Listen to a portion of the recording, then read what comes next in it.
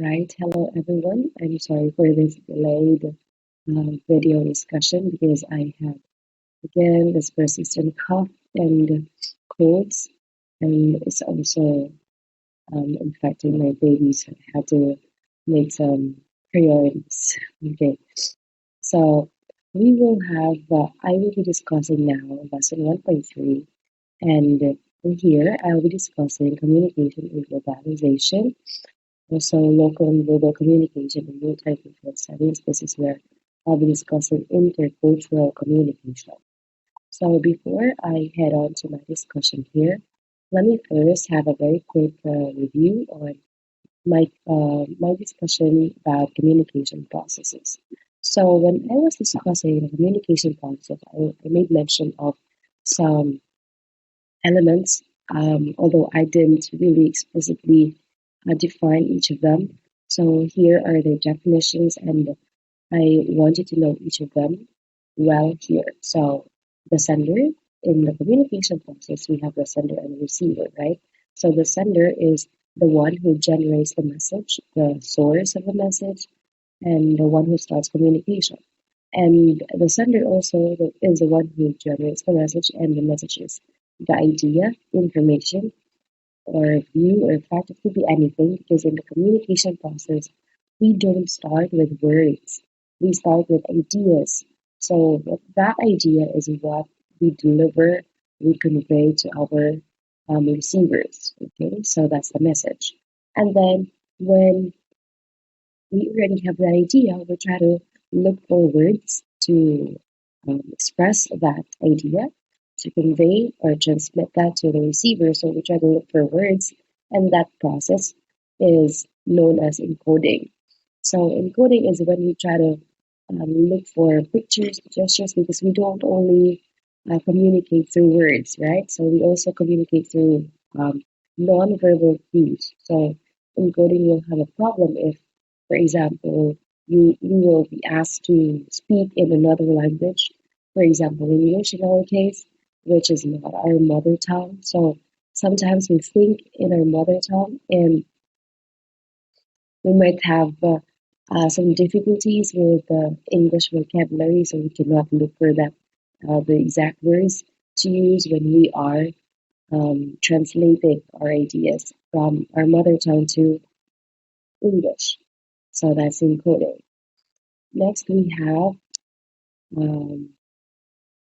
okay, the medium or the channel. So this is where when, for example, we already have encoded our message and we are transmitting it through the medium or the channel. So this could be oral, or this could be, our message will be transmitted through written modality.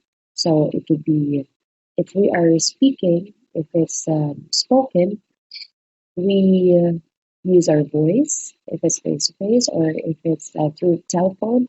So we use telephone, or if we are chatting through Facebook, for example, or we're sending an email. So that those are the of course, the internet could also be one channel.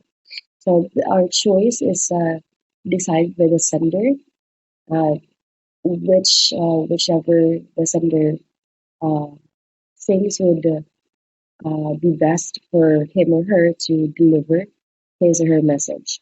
And that message will then be decoded by the receiver.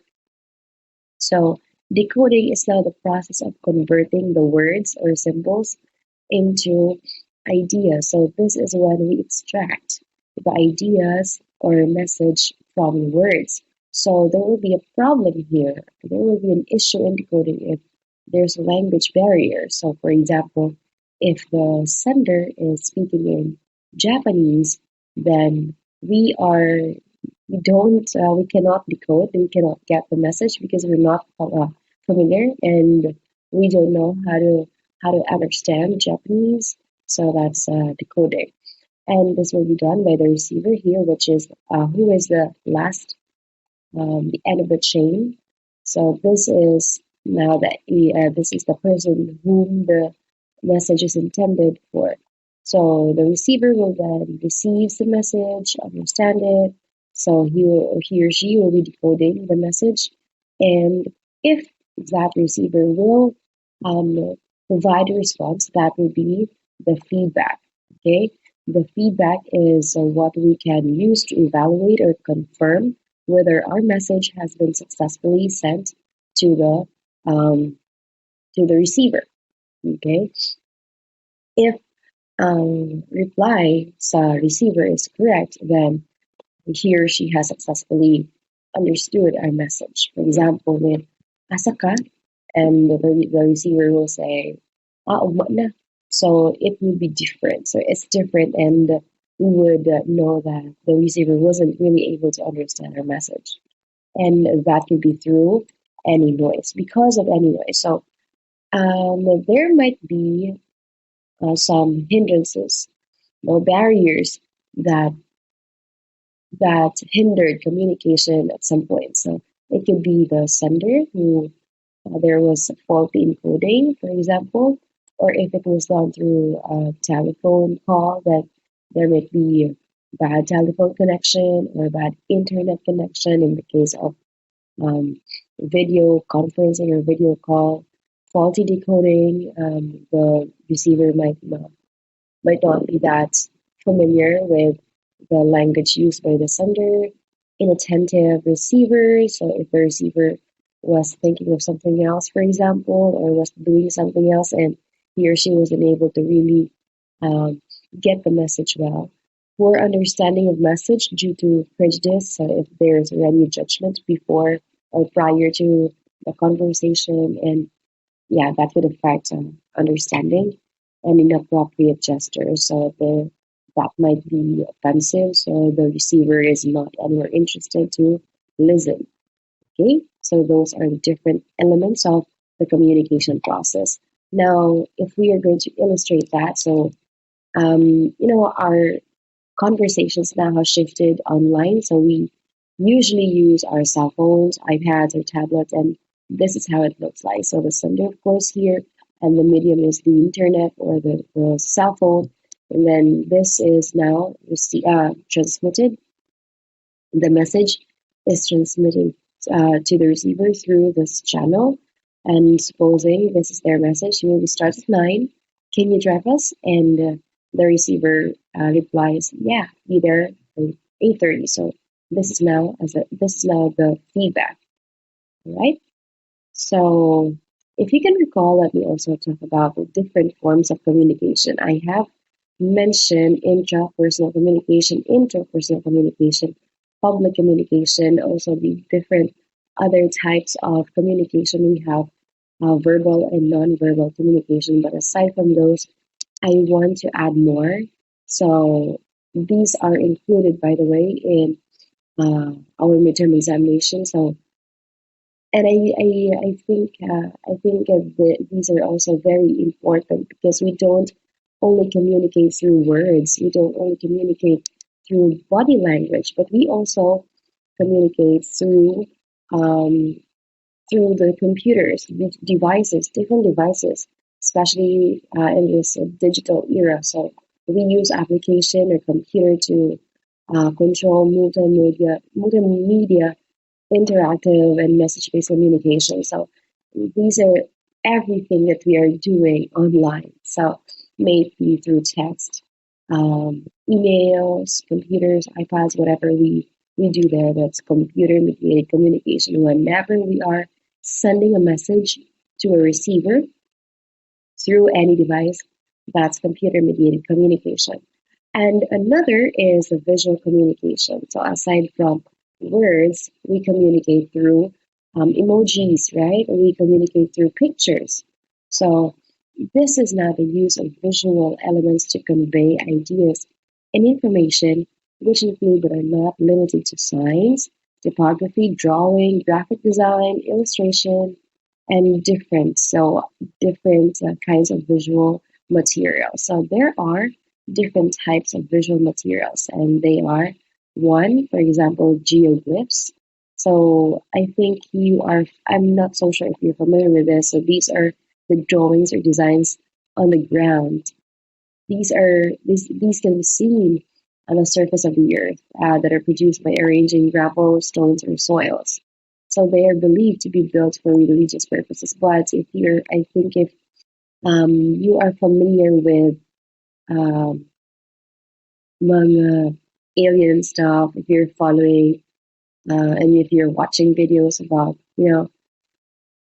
um, celestial beings, so you would encounter these because they are considered mysteriously built for a certain purpose, but they are not directed towards people who are on the ground, but they are directed towards people who are up high. So up in the sky, okay, there's celestial beings. So these are just examples, and these are Nazca lines in Peru, and there are still many others all around the world, right? So they seem to have a pattern too, as well as the pyramids. So, anyways, um, if you're curious about this, then you can just search about this more about this. Next, we also have pictograms, ideograms, and logograms. So these are the different images that we also use to communicate messages. So pictograms are images that represent physical objects, and this, for example, I think familiar with you. This means toxic. So this is used to warn people not to touch certain things because they're dangerous. We also have this one. This is flammable. This one is corrosive, health hazard, oxidizing, environmental hazard. So we can see these different pictograms and different signages used by perhaps government or some companies. Next, we have ideograms. Ideograms are graphic symbols that represent an idea regardless of specific language. So we don't need a language here, right? We need to be familiar and know the meanings of these images, so we would be able to decode what they're saying. So this is, I think, very popular. This is no smoking sign. This is no firearms allowed. No eating. I think this can be seen in resorts or pools. We also have, I think we can also see something like this in churches, right? So churches are telling us what we should wear and what not to wear. Okay, so those are ideograms. They represent ideas and concepts. That's why they are called ideo, right? Ideas. Next, we have logograms. So logograms are characters that represent a word or more themes. So hieroglyphs are examples. So these are representing a word. So if you know how to decode these characters here, so you would understand how ancient people are using this. Next, we have cuneiforms. So they're actually logograms. So cuneiforms are one of the world's earliest systems of writing invented by Sumerians. So this writing system employed signs to represent numbers, things, words, and the sounds of words. So hieroglyphics contained a combination of logographic, alphabetic. So this is also another one, another example of visual um, communication. So a system of writing. Cuneiform, this is the example Sumer cuneiform, and this is now the ancient Egypt's hieroglyphic writing. So what are hieroglyphics? So they are combination of logographic, alphabetic, and ideographic elements used by the ancient Egyptians. All right, so they are used to represent sounds, um, words, and morphemes. Okay, these two. All right. Next, I think it's also necessary for me to at least expose you to these commandments of visual communication because it's essential.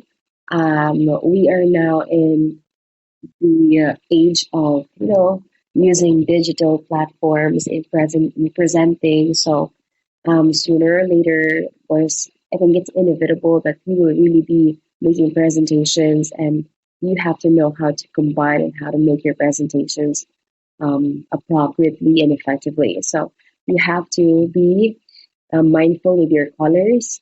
Do not combine distracting colors, and do not put lots of colors in your slides because they are not really aiding your presentation, right? So you try to be familiar with the color wheel, of course. There are analogous colors, complementary colors, contrasting colors, double complementary. So there are actually different color combinations which you can use, appropriate color combinations. Next, we have um, typography. So typography is more on textiles. Okay, so how are we going to use textiles um, in our presentations, and what textiles are appropriate for our presentation? So, as much as possible, you can. There are actually different types of textiles. We have geometric. So we have this GOTMs. So we have geometric textile, humanistic, old textile, transitional textile, and modern. We also have slab serif. So usually you have to use textiles that are clear and not creative, not overly artistic because they're not anymore easy to read. So just like this one, serifs I think are really good. So shapes, you also have to know how to use shapes and how they're affecting your presentation. So triangle, for example, is showing direction or movement. Square shows balance. So there are lots of like this one. This is a rectangle. I'm using rectangle here, and they're vertically placed side by side. So you can actually combine. We have here circle, we have squares here. So you can combine these shapes to show and to aid your presentation, right? Hierarchy. So a hierarchy can also have different kinds. So I think I will not be discussing them too much here because I don't have. Yeah, I don't. You can actually just um, look this up and in the internet, and then you can do more research about this. Okay, lines also communicate. This can speak also, um, and also aid your presentation. If you want to show movement or pattern, then you can use that. Iconography. So make sure that you are using the right clip art or animation. Please do not include too much animation because that would be also distracting. And then we have here contrast. So contrasting size, contrasting weight, contrasting direction. So you can try to um, read more about this to know what is the right thing to do in contrasting. Also in ordering and use of weights. So if it's bold or heavy, then that is used for emphasis. Usually heavy is used for headings, like topics. Light, this one, are used for details. Space, okay, our belief here is having less means more. So if there we should not be putting too much in our slides. So there should be less and not much distraction there. Okay, so do not include too much that in the sense that there will be no more space left. So that would be really that can affect the uh, you know your audience or your viewers understanding because they instead of understanding the content they will actually get confused to which one to process first. Okay, there's quite a lot of information in every slide. So these are the 10 guide or 10 factors that we have to take note whenever we are making any visual material. Next, we have the different perspectives that we use in analyzing visual images. I am including this because um, if you are presenting or if you are making a visual material, we have to also know how our viewers or audiences are analyzing or interpreting our material. So they can interpret it based on personal perspective. That's based on their thoughts and values. It can be also historical um, is also associated with the timeline or history or like the time when material was made, because sometimes it would reflect history or what is happening in during that time when the material has been made. Technical perspective, this talks about the technical elements such as lighting, focus, tone, position, and presentation, and others like balance, colors, and others. Ethical, on the other hand, is more on ethical and moral responsibilities shared by the author and the artist. Next, we also have this is done cultural perspective. So these are the norms, conventions, values shared by people in a certain community or society. And then we also have critical perspective. We try to look at the larger issues embedded in a certain material. So what are being reflected aside from the face value? We have to look at the sense. What is the purpose of the artist? Why he or she is making that, producing that, and what are the political issues embedded in that material?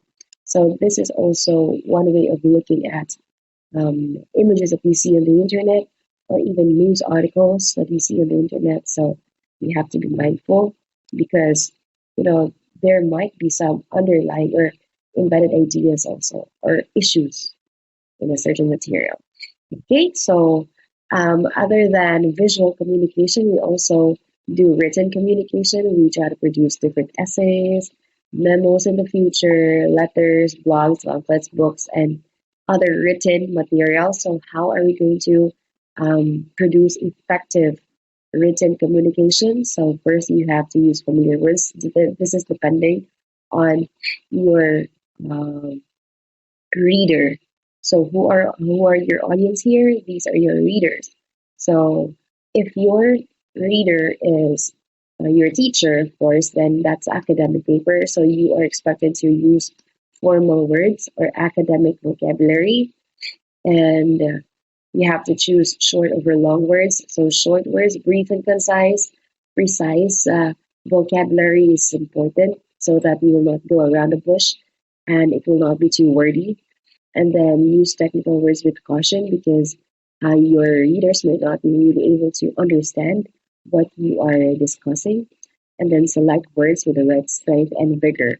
So you have to use concrete language here also and use active voice if you are writing. However, if you are writing formal essays or academic papers, you can use passive voice because it's usually used in formal essays.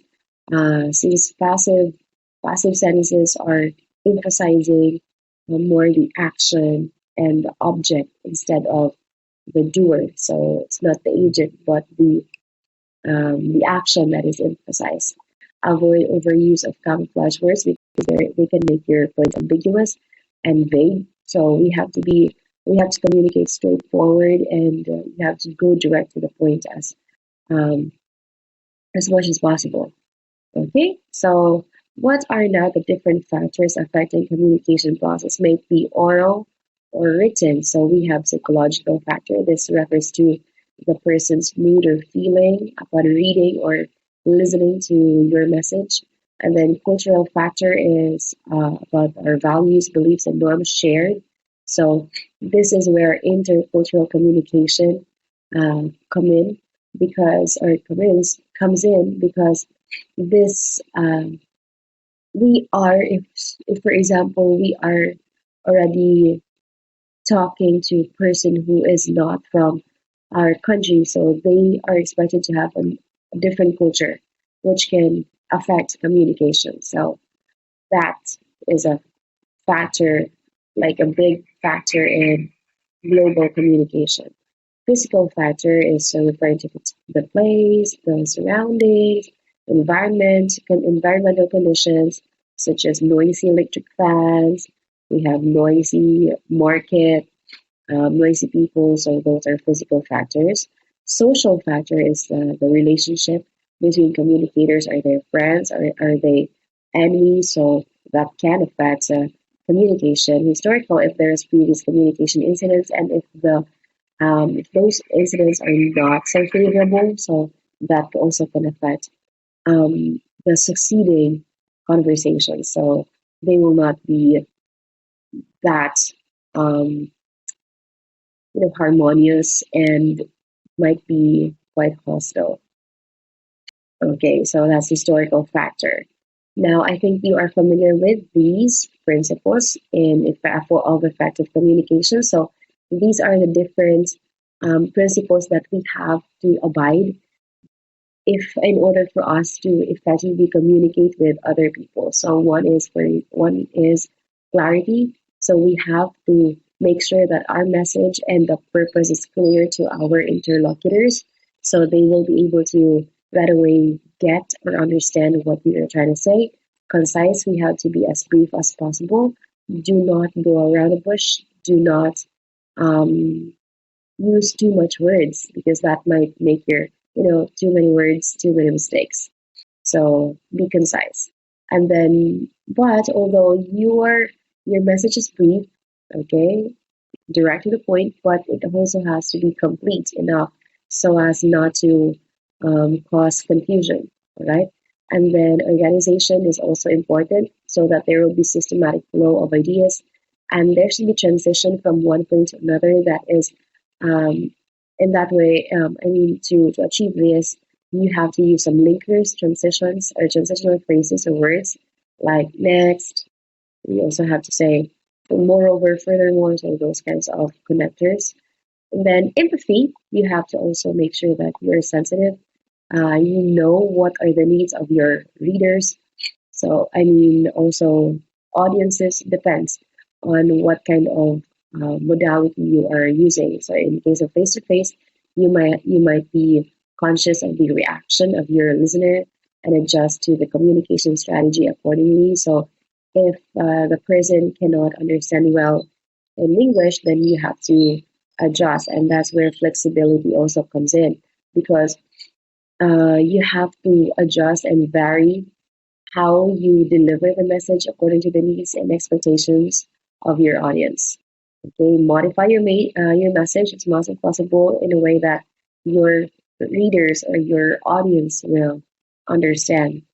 Okay, your message, and avoid any misinterpretation. So these are different principles of effective communication. So I think that's it for um, the additional inputs that I'm including in the midterm examination. So this time, let's talk about communication, global communication, and also intercultural communication. So we'll talk about the concept of culture here, because this is greatly affecting communication in communication in the global arena, and also we'll talk about intercultural communication. So there are only two topics here. We have global and intercultural communication, although there are quite lots of subtopics here. So we'll talk about the definition, examples of global communication, and why are we zooming into business sector, language barriers, cultural barriers, the complications, and some benefits of global communication. So let's start with the definition of global communication. So this is actually just any kind of communication. However, the the context is different. So the context here is on a bigger scale, because this is how we communicate with people anywhere in the world. All right, and this can be described in a very simple five-step process. So the person or organization in one country sends the message, then the message is encoded by that sender, then that message travels through the channel or medium, and the receiver then would decode that message, and it would then be received by the receiver. Okay, so it's very simple. Now here are some examples of global communication. So we can communicate globally through sending emails. We can actually just call them because there's what we call we have this long distance call where we can we can communicate or we can talk to people from other or to well, yeah, in other countries. So email is where we type a message and then we click the send button, then the message is then encoded into packets. This is through the internet already, across the internet to the recipient. In another country, the receiver logs in and decodes the message by opening the email and retrieves the message. And then here we have also another example that is through web page. So this is when we are posting things online. So this is now encoded in HTML, uploaded to the server, and then accessed across the internet. And then we this is decoded by the web browser, where we can find those information. And then we have also a translation plugin if there needs to be translation before the recipient reads it. So recipients could be people all over the world. So we have to be careful with whatever we post online, maybe in our social media platforms or blogs. So these are actually accessed by people all over the world, and we are opening ourselves to the global arena.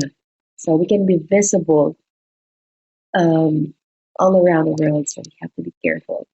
Okay, and whatever we use and wherever we communicate, there's always noise. Okay, in this case, the noise can be distorted or undecipherable because of some typos. So these are typographical errors. So we have to check before we send or before we post anything. We have to check our words if they're spelled correctly. And then failed internet connection too. So this is when, for example, we are doing video call like that. Translation issues, on the other hand, is one. For example, in Facebook, we have some translation issues.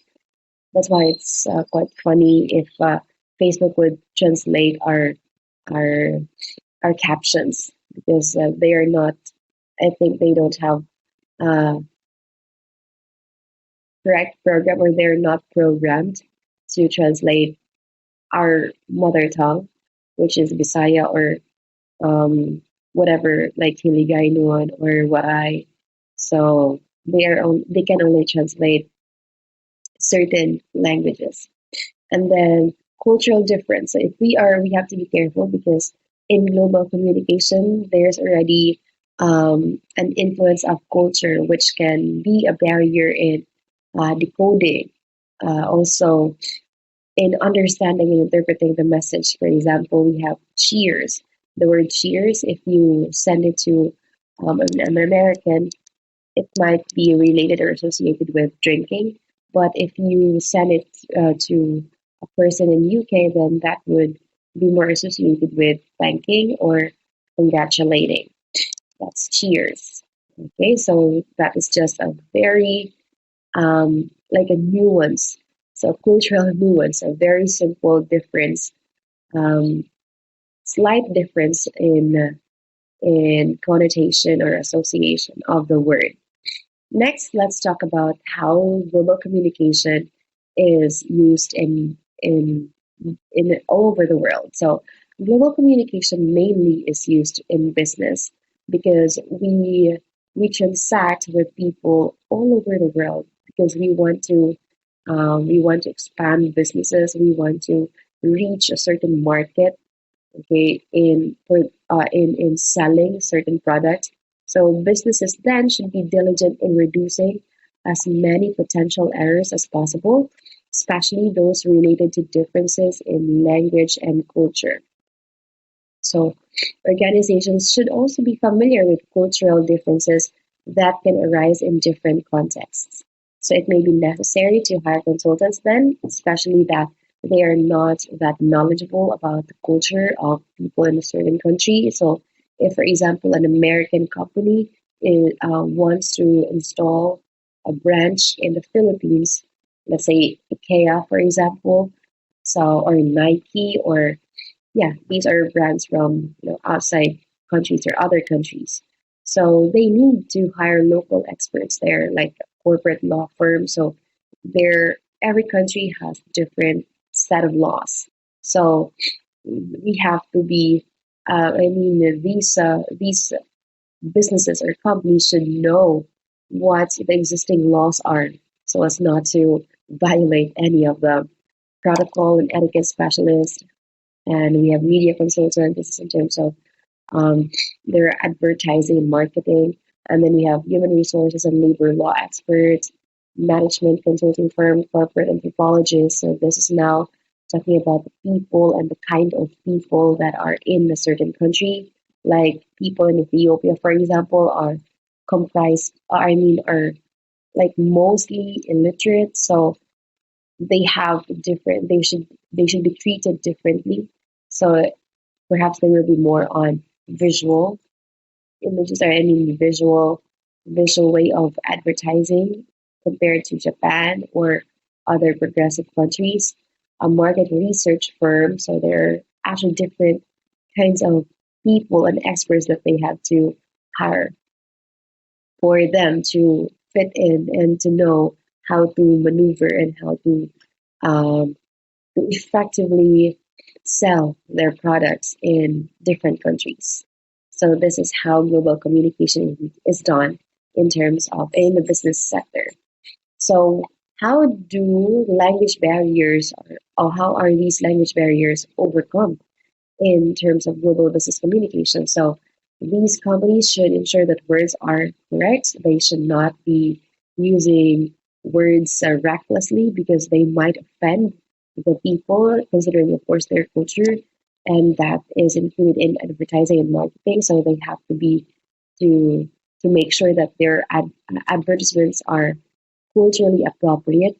Many large and successful companies that made mistakes. So there are actually large companies that have already made mistakes. So I think these can be um, some grounds for learning for other companies. So one, for example, is Clairol, which happened in Germany. So Clairol marketed a new curling iron named Mist Stick, and in German, mist means manure. So that is one issue in terms of translation. Okay, so they will not be able, of course, to understand what this is. Although they can see perhaps if there's an advertisement and there's a curling iron uh, shown, but still, this can be misunderstood. In China, Coca-Cola's name was mistranslated. Okay, when it began selling its product to the Chinese, and it meant bite the wax tadpole. So it might appear funny or um, odd to them. So they might be, of course, Coca Cola has been, stretching its market all over the world. So they can be found everywhere. And they could be really a great example if we talk about global communication, especially that they're advertising to different parts of the world, considering the cultures also. So in Ethiopia, so if you're familiar with gerber, this is a baby food, gerber, one in small jar. So they use the same label design as in other countries, featuring a cute infant.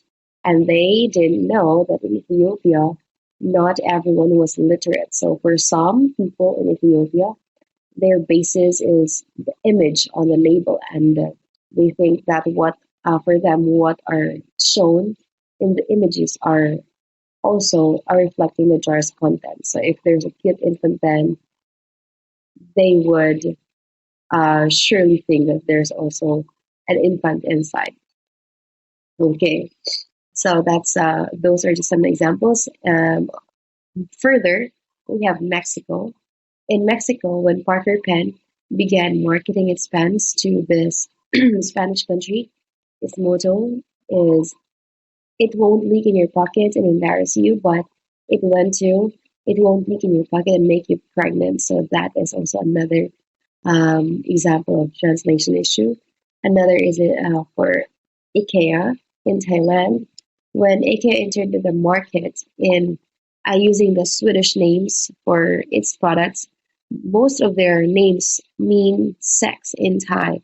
So there were some sexual implications like getting to third base, which is um, not what was supposed to be conveyed. So another translation issue.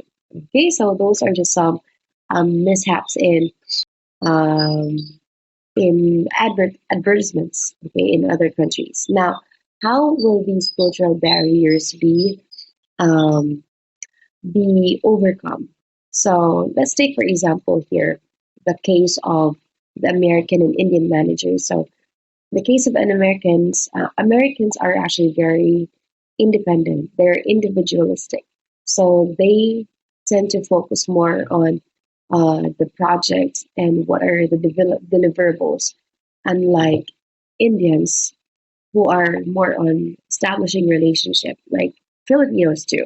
So we are more on creating a bond among us.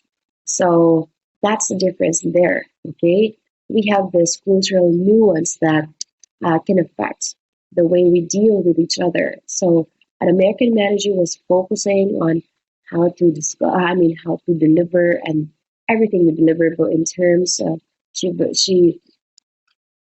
she believes are easy to understand, but um, the Indian manager was trying to establish a relationship and connection or linkage to that American manager. So he just said yes. Okay, although that is to establish the relationship. Yeah, yeah, sure, yeah.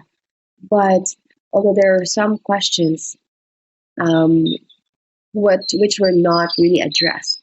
So weeks later, the Indian team completes the first phase of the project, but it wasn't able to, or they weren't able to meet the Americans' expectations. So that um, made their relationship fall apart. So that is actually an example of cultural nuance because the Indian when the Indian said yes, so it wasn't really it didn't really mean that he understood what the American manager was saying. So it was actually just for the Indian to establish a relationship. Should the American manager understood that, she could have invested more time in fostering their new relationship before she assumed that they were already in agreement and that problem could have been avoided. Okay, so this is what we have to take note. We have to know what kind of culture a person has, so we would be guided on how to deal with each of um, each of those people who are who are from other countries or with other cultures. Okay, so here are some complications now inherent with global communication. So global communication can be really great, but there are also some difficulties that we will experience when we are communicating, for example, in written, and if we're sending emails to people all over the world with different time zones.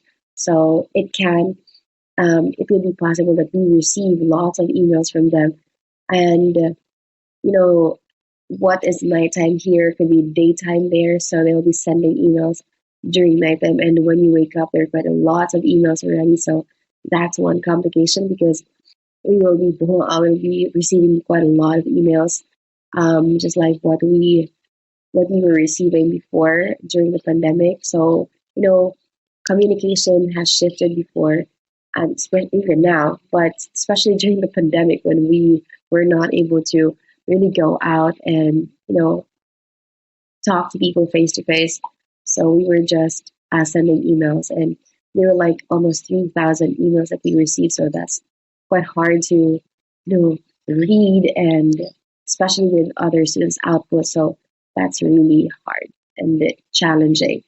And then overcoming the disadvantage you have when competing with local companies, because if, for example, we are engaged in a business and we want to build a market at the US, so whatever US companies already know the system, and the kind of people, the culture of people there. So if you want to penetrate their market, then you have to know. You have to know, and you still have to really study what kind of people are living there. So that's a disadvantage. There are also some pieces of information that can get lost.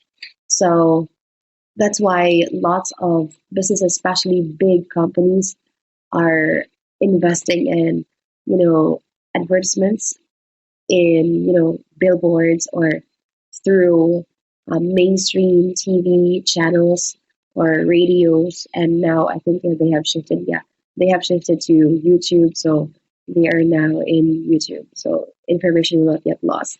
And many people will still see their advertisements and their products.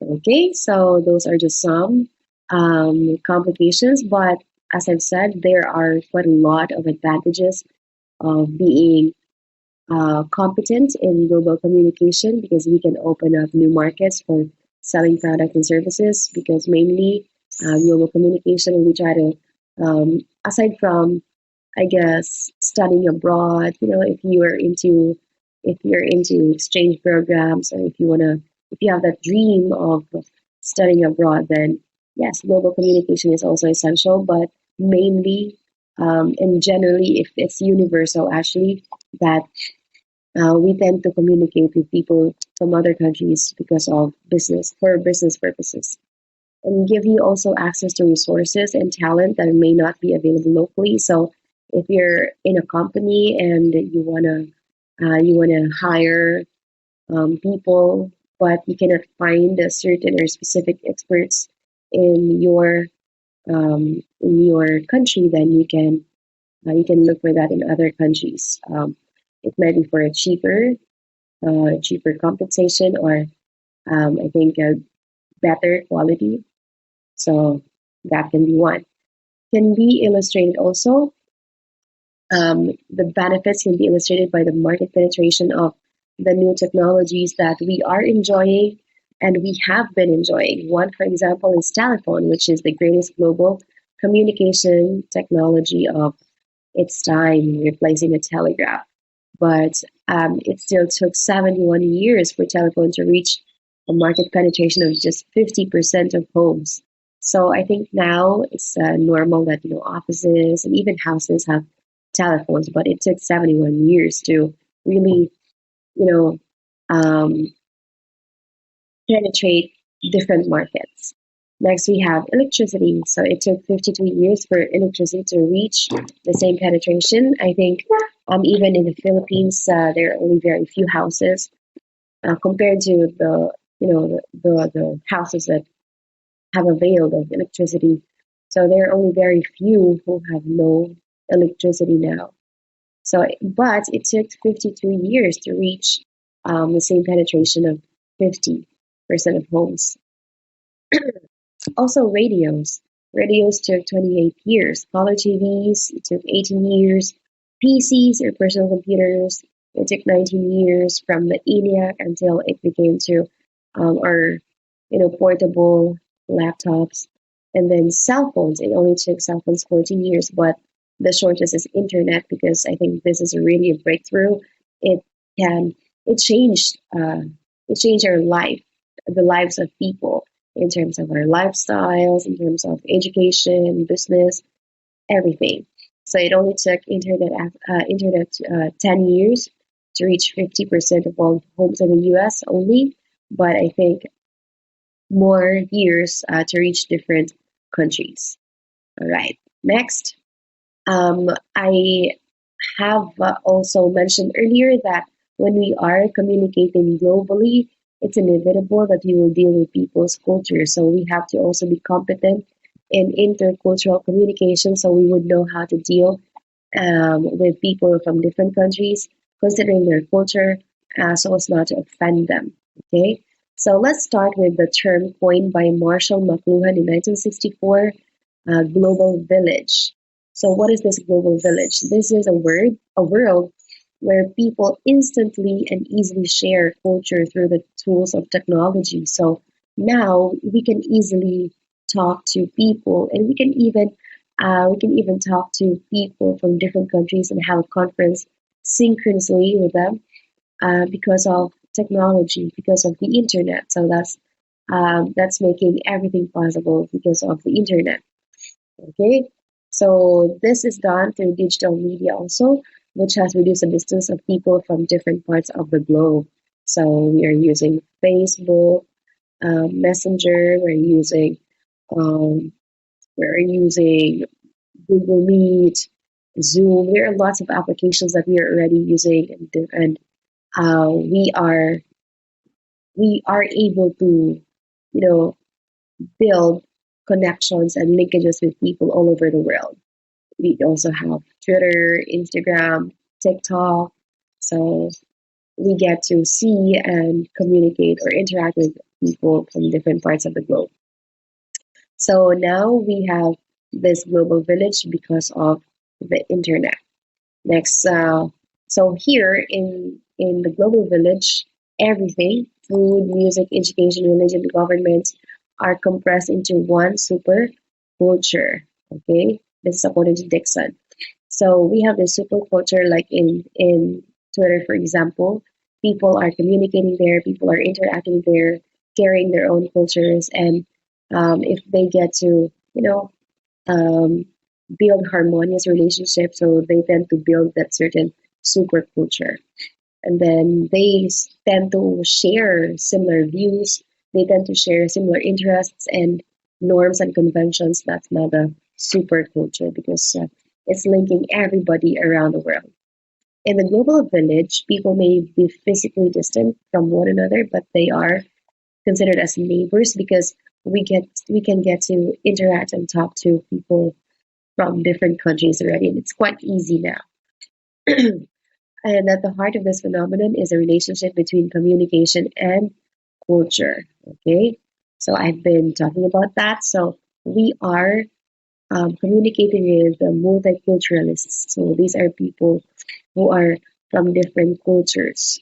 Okay, so we have culture also. Yeah, it's evident that culture influences communication. So that's why we need to learn how to develop our competence in terms of communicating interculturally. But I have been mentioning culture. So what really is culture um, in the very beginning? So culture is actually our system of shared beliefs, values, customs, behaviors, and artifacts. Everything, our language, the way that we dress.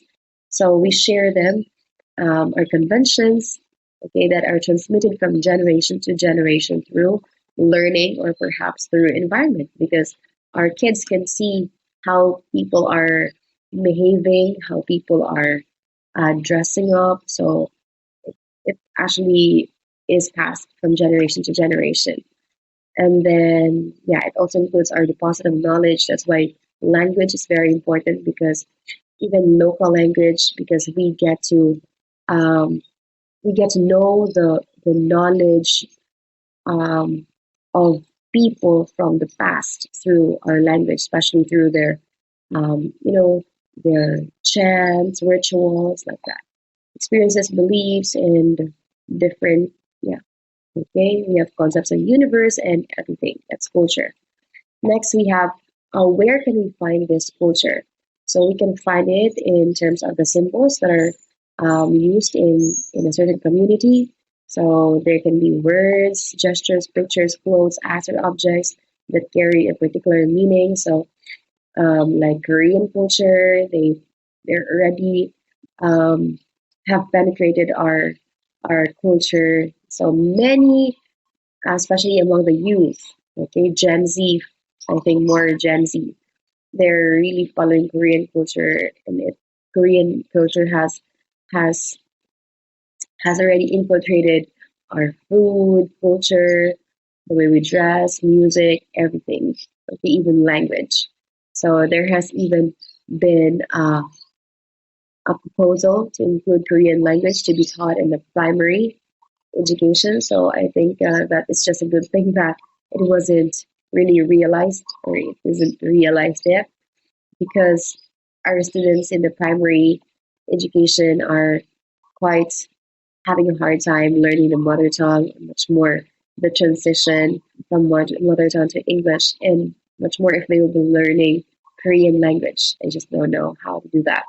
Okay, easily develop and disappear, and are easily imitated by other cultures. So that's for symbols, like the way we dress.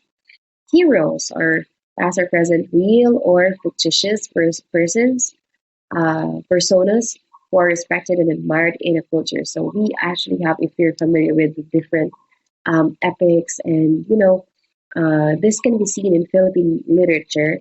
We get to know the different heroes that Filipinos, Cardo, no, o ba ingon Cardo daw, but yeah, Cardo has been part of the culture, I guess, from Luciano, because Filipinos from all walks of life, I think many are really following the story of Cardo, and he is what like he is the persona of you know tagapagtanggol now. But we also have Darna, and before, I think these are shown in movies, but I think there are quite a lot other personas that are reflected also in Philippine literature.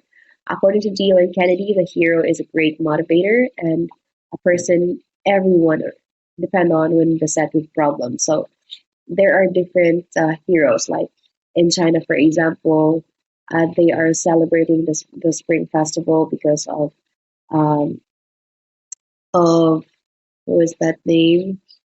Um, I forgot the name of the villain.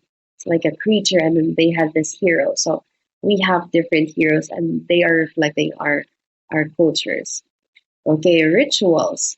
Rituals are a collection of activities such as ways of greetings, paying respect to others, religious and social ceremonies. So these are usually done for religious purposes or certain ceremonies. And more there is ato, no, we have some tribes, no, and they are performing rituals. Sa ato, lahi na itong ritual, like a ritual. I think mostly in churches.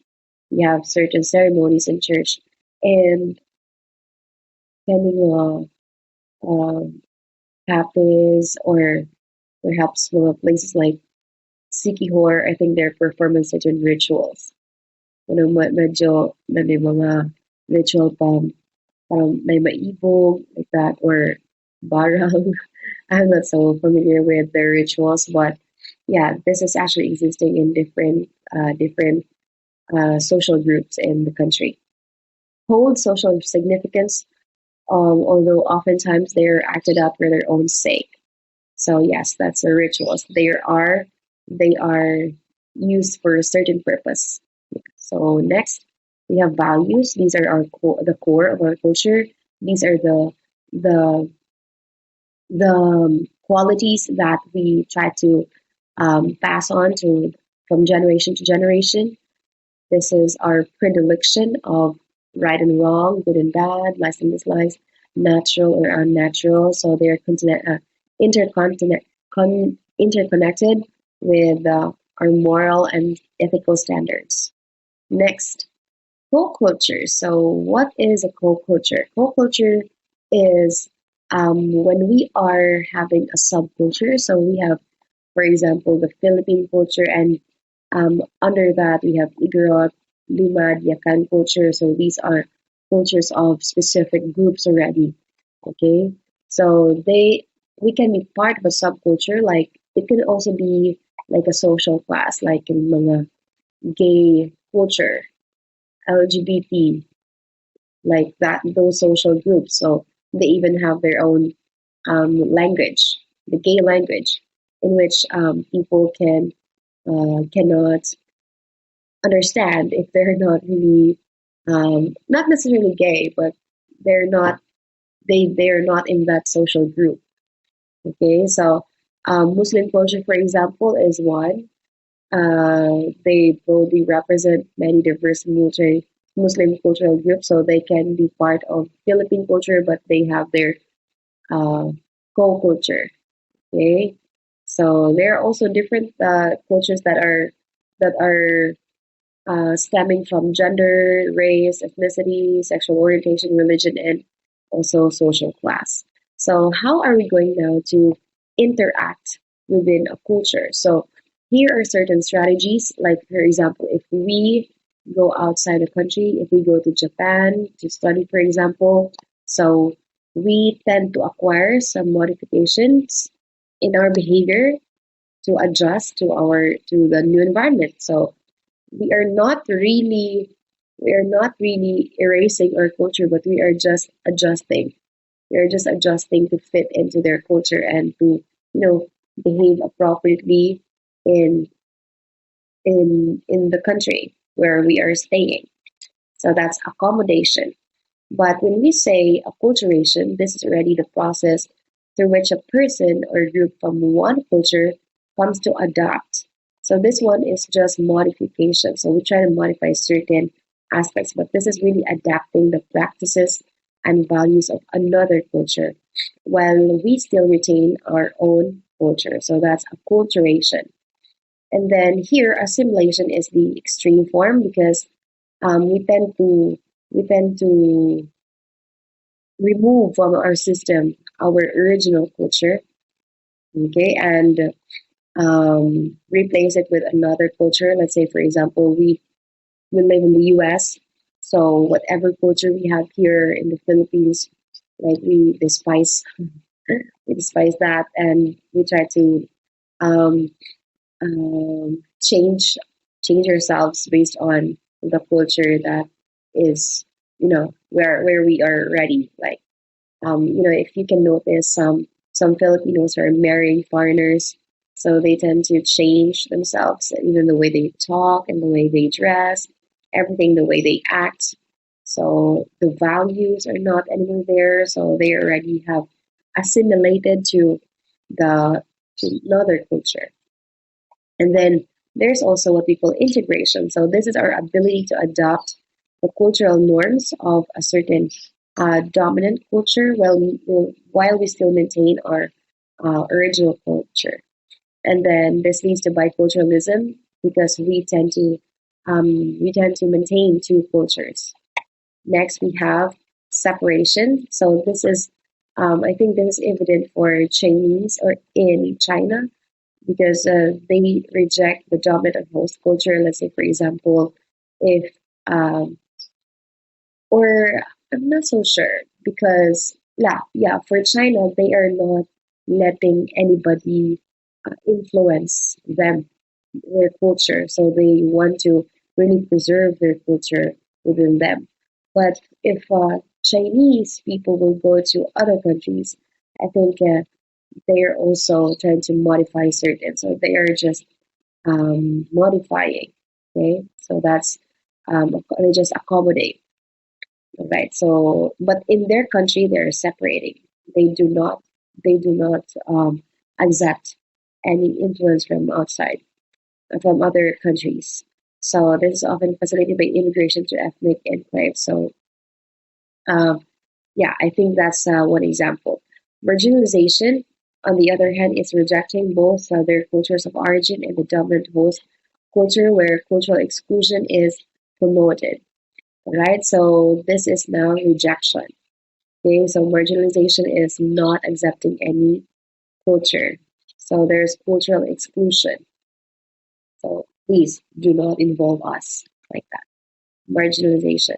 All right, now what are the different dimensions of culture?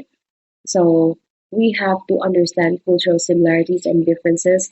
So we could also we would know how to deal with different people from different cultures. So, what are the different things that we have to take note here? So, one, for example, is no, not for example, one is power distance index. So, this is referring to the level of inequality that exists between people who hold and do not hold power. For example, in Malaysia, there's a high PDI, so power distance index, high PDI of 100. So they accept unequal hierarchical distribution of power. So there, in their country, employees do not take action unless they're guided and directed um, by yeah, they're directed to finish a certain task. So in For example, in Korea, so the leader status is really recognized in the culture. So if a country has high PDI score, then they have high regard to their bosses or leaders. So on the other hand, we also have certain cultures with low power distance score. So these countries believe that power should be shared and distributed. So supervisors in these countries and employees are considered almost equals, okay, or equal. So employees who will be directly affected by a decision are involved in decision making. All right, so that's for power distance index. However, on moreover, we have individualism versus collectivism. So this talks about how strong the ties are that exist among people within the community. So we have individualism and we have collectivism or the IDV. So this, if a culture or country has high IDV, uh, that that shows weak interpersonal relation with others. So people's time there and their privacy is very is given high regard. Okay, so individual achievements are also highly valued, but in contrast, cultures with low IDV or individualism versus collectivism score, they tend to promote group welfare. So they're more on, you know, the solidarity of a certain institution or a certain unit. So they promote stability and harmony, and they suppress behaviors that may affect the group's relationship. So one, for example, is Panama. Then we also have Guatemala of Central America, who have low IDV scores. Okay. Next, we have masculinity versus femininity or mass. So this refers to the distribution of roles between men and women. So if a country is muscular or has this high is highly masculine, they have they have this quality of aggressiveness, strength, and money and achievements are also given um, high value by members. So they show strong egos, and they also have this status of pride and yeah, that status of pride and importance. And in contrast, highly feminine societies, they try to value relationship. They're sensitive towards members of both sexes, and they also have a high quality of life. So they give more importance on flexibility at work, so as to maintain good relationship with their supervisor, and they have this balance between life and work. So one example is Japan, which has the highest mass score of 95. So Japan is a higher hierarchical and differential and traditionally patriarchal society, while we also have Sweden, which has the lowest measure of value of five mass. So Sweden is highly feminine culture or has a highly feminine culture where management style is largely through their discussion, through compromise, through negotiation and consensus. Okay, so that's for masculinity and femininity. And we still have more here. We have uncertainty versus uncertainty avoidance index. So what is this? So this is a dimension that describes the way people tackle uncertainty and ambiguity. So what does this mean? So if a country or people in societies that have high score in UAI, they make life as predictable and controllable as possible. So they have this tendency to give up right away if they lose control of their lives, and so they depend so much on God for their destiny. So they have this concept of bahala na, and I think one I think we are one of that. So they are generally conservative and they follow many declared and undeclared norms or societal norms and conventions. So in their conversations, they have this expression of emotions and anger and use of vigorous gestures, and yeah, they're already normal for them. Okay, they use indirect approach based on tradition bound communication system. One, for example, is Greece with a UAI scale of 100. So, on the other hand, in low UAI culture, people are more relaxed and they are open to change and innovation, and they're generally inclusive. So, they give less value to titles, so bragging about achievements is avoided. Okay, so in addition, they give respect to those who can deal with any difficulties. So, one here is Singapore, which has the lowest score of 8. Okay, so that's it for UAI. Next, we have long versus short term orientation.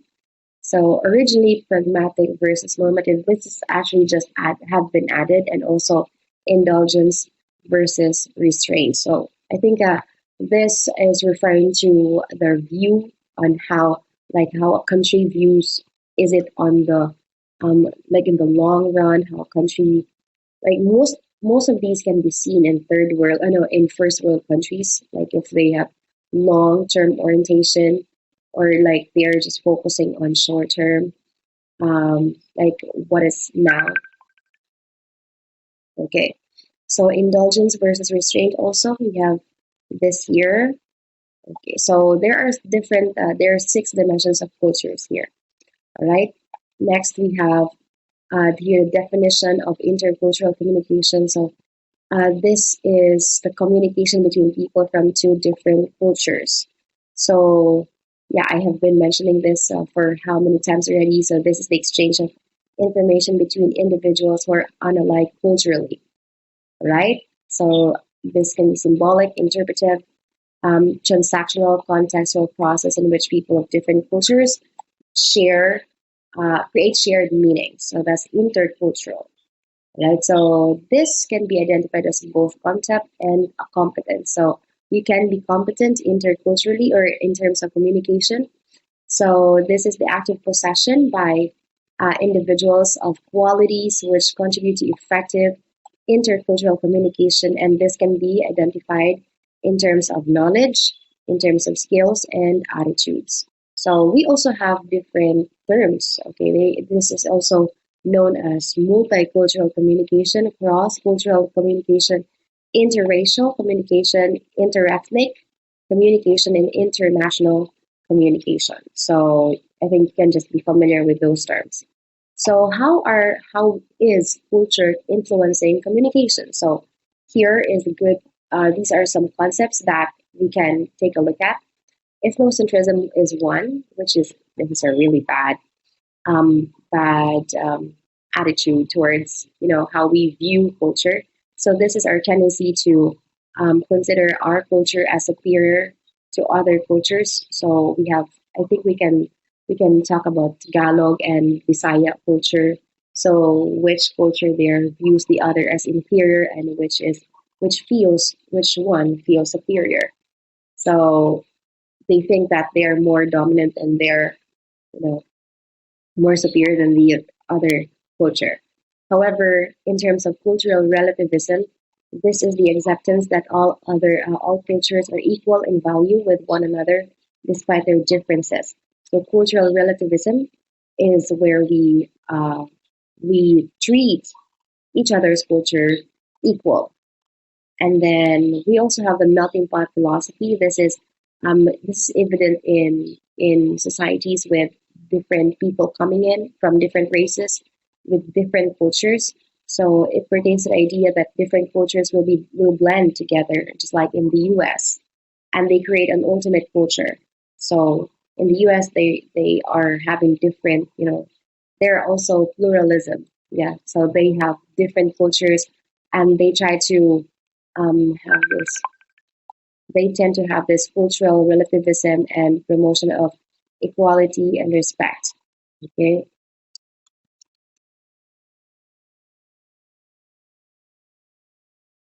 all right. Next, we have, okay. How can we improve intercultural communication? So here are 5 ways. So you have to pay attention to your words and actions. Make sure that you're sensitive to the needs of um, to your interlocutor, especially if he or she is from other cultures.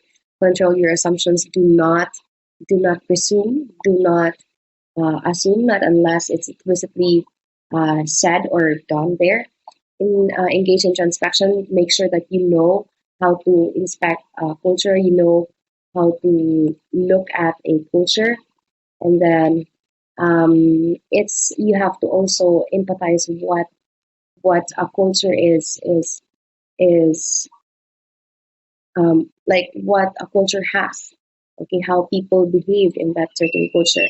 You have to gain knowledge and also experience. And then intercultural communication, here are some tips. So make sure that you are patient, you establish rules, you ask questions, make sure that you respect your interlocutor. There's a written word.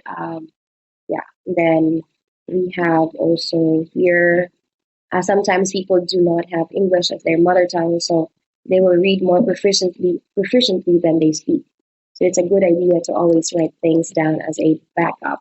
So also with time, make sure that um, you know how everybody in different cultures um, value time, or yeah, which there are people in certain community or in certain cultures who value so much time, like every second counts.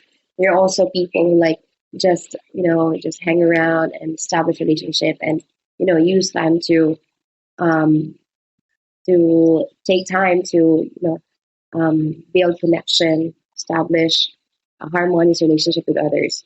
Humor in intercultural environment can be a one like one it can be a joke in one culture, but it can be an insult in another.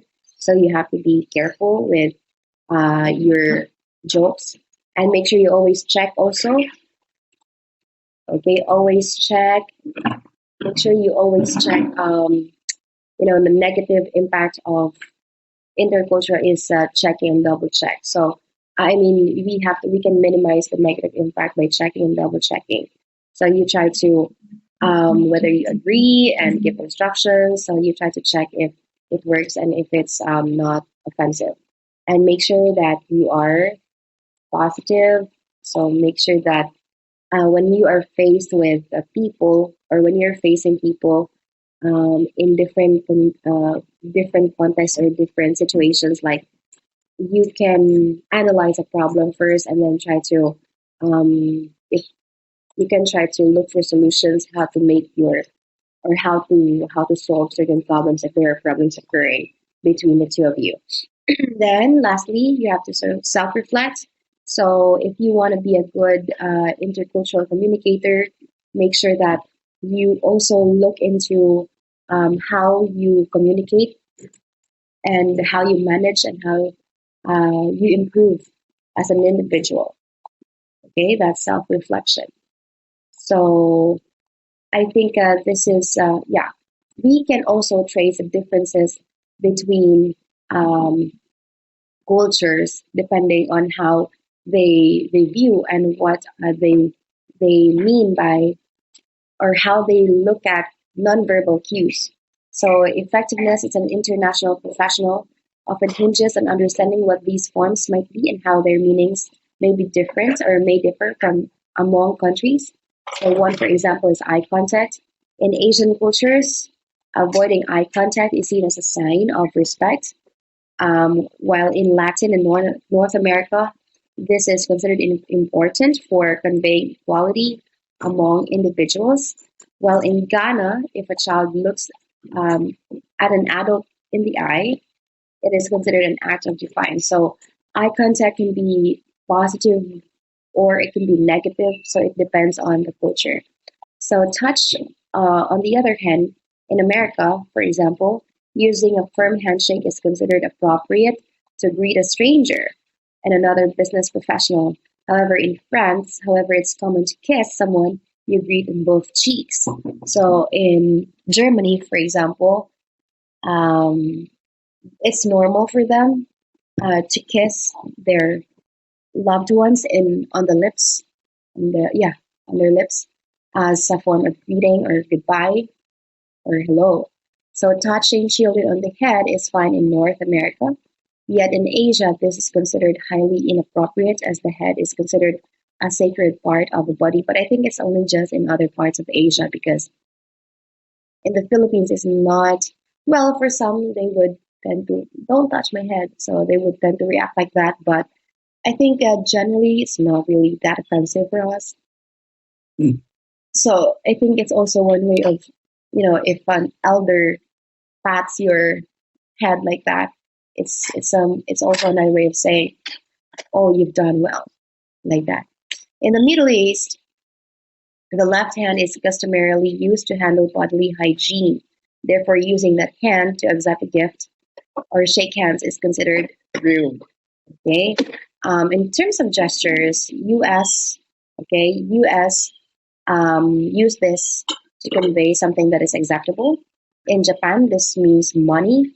For Argentinians, Belgians, French, and Portuguese, this means zero or nothing. But in other countries, such as in Eastern Europe, they consider this as offensive swear. So this is equivalent to the raising of middle finger. So you have to be careful. And then physical space also in for the countries that are densely populated, they don't need much personal space than those that are not densely populated because I guess they are used to the loss of people, and they cannot demand much space because there are a lot of them. Okay, and then Japanese, for example, are less likely to react strongly to an accidental touch by a stranger than Americans. So I think Americans are they're quite they have huge space, so they really maintain personal space.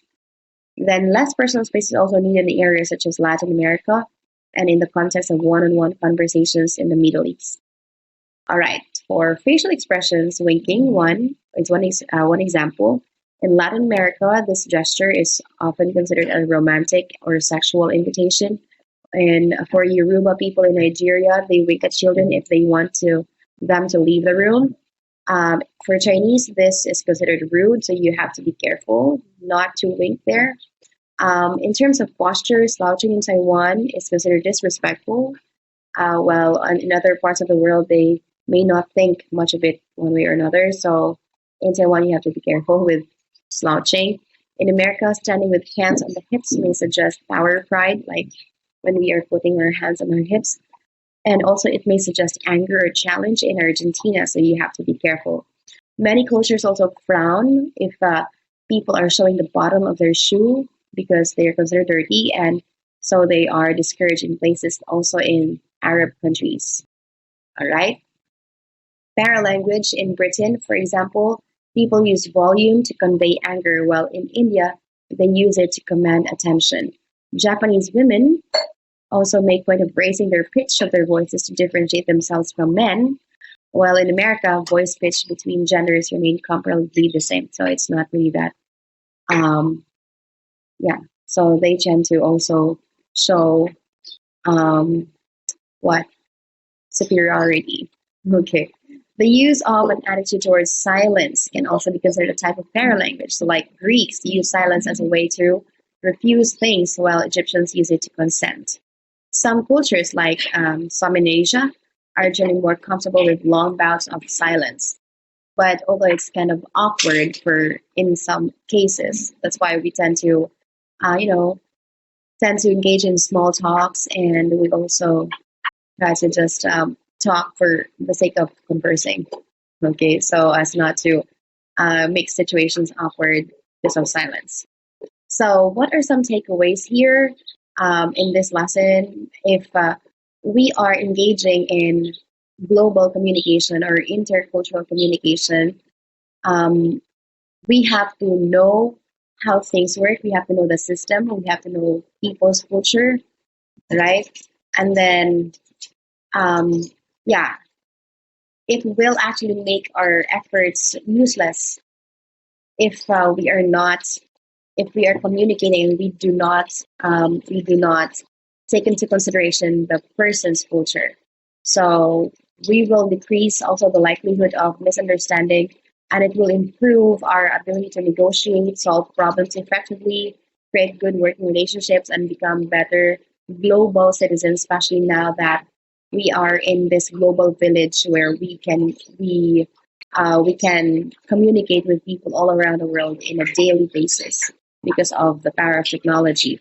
So also we need to um, possess the competence in intercultural communication as we carry out the purpose of our of communication, right?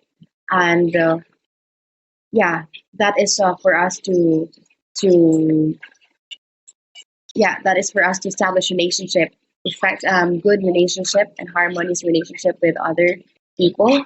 And we also have to make sure that whenever we are engaged in communication, we ensure that our words, the way we act, our actions are appropriate to ensure that we value rules, norms, and expectations of the relationship and we do not violate them. And also, the end product should be effective, so it should be effectively used. So, as to cause attainment of our goals, why we are communicating, and also the rewards to establish a connection linkage, and there will be harmonious relationship between us and our interlocutors or other people, especially who are from other countries. Okay, so I think that's it for this presentation, and I hope that you got and you understood what you're supposed to understand and learn from this lesson. And that's it. See you, class. Bye.